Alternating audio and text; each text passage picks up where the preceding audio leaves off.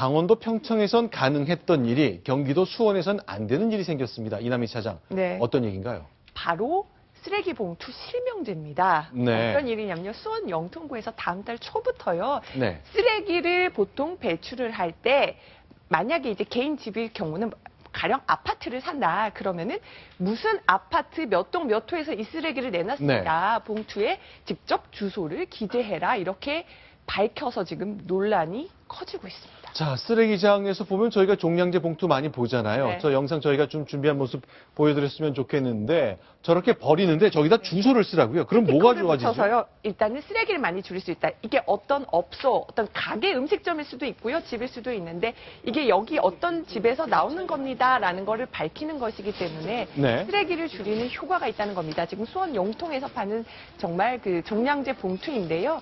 봉투를 팔 때 주소를 쓸 수 있는 스티커도 함께 주고 있다고 합니다. 자, 네. 지금 보시는 장면은요. 자, 이번에는 강원도 영통의 장면을 지금 소개해드리고 있는데요. 아, 죄송합니다. 강원도 평창이죠. 평창. 네. 저렇게 봉투에다가 스티커를 붙여서 주소를 다 적는다는데, 자, 평창에서는 왜 이런 게 가능했는지 좀 하나씩 좀 설명을 드렸으면 좋겠습니다. 자, 어떤 장면이 있을지 저희가 좀 봤으면 좋겠는데요. 자, 저희가 취재한 내용을 좀 소개해드릴게요. 평창 군청분을 저희가 만났어요.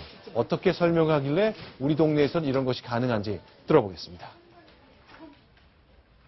김부면이라는 곳이 있는데 주민들이 자체적으로 재활용품이라든지 이런 쓰레기를 자기가 책임감을 갖고 버리자라는 취지에서 지금 먼저 시행을 했고요. 이제 관에서 한 거는 9월 달부터 평창군 지금 전 지역 다 운영을 하고 있거든요.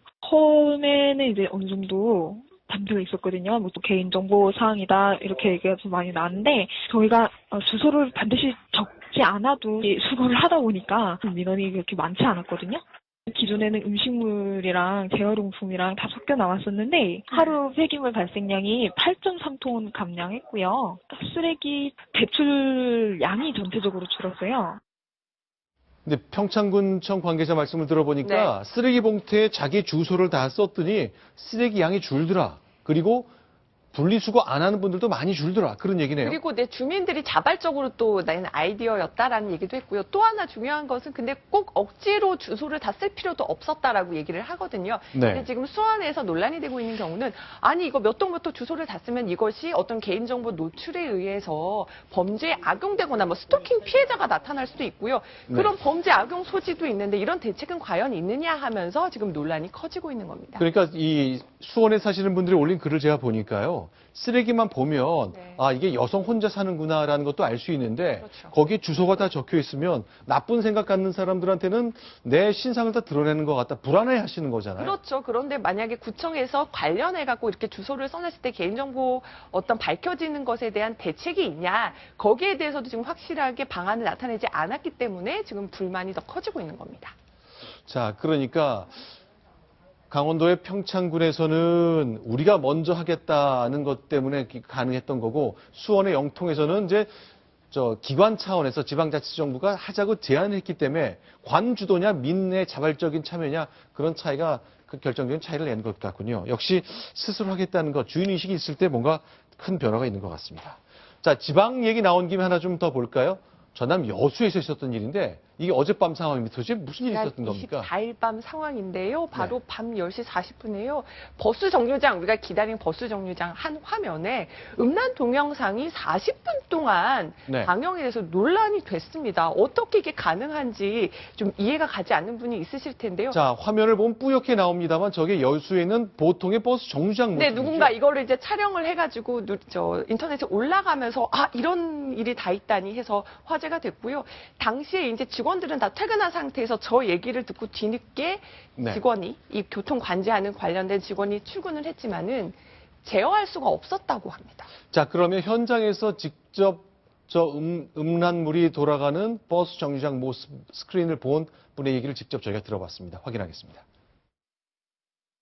때가 시간이 11시 한 5분 정도? 5분에서 10분 정도였고요. 이상한 소리가 나가지고 봤더니 그 버스 안내 시스템에서 좀 음란한 동영상이 나오고 있더라고요.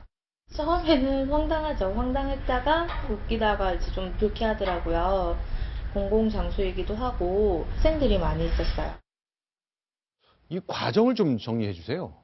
저희 버스 많이 타보신 분들은 네. 아시겠지만은 보통 네. 버스에서 우리가 어디로 가고 있다는 것을 GPS를 통해서 버스 운행 정보를 여수교통센터에 이렇게 보내주면은요. 그렇죠. 여수교통센터에서 KT망을 활용을 해가지고 네. 보통 어디까지 가고 있다 여러 가지 데이터를 전송을 합니다. 254번 버스 7분 후 도착 그런 정도로 맞아요. 오잖아요. 네. 그런데 그 망을 누가 IP를 해킹을 해서 영상을 튼 것 같다라는 게 바로 여수교통센터의 주장이고요. 그래서 지금 경찰이 수사에 나섰습니다.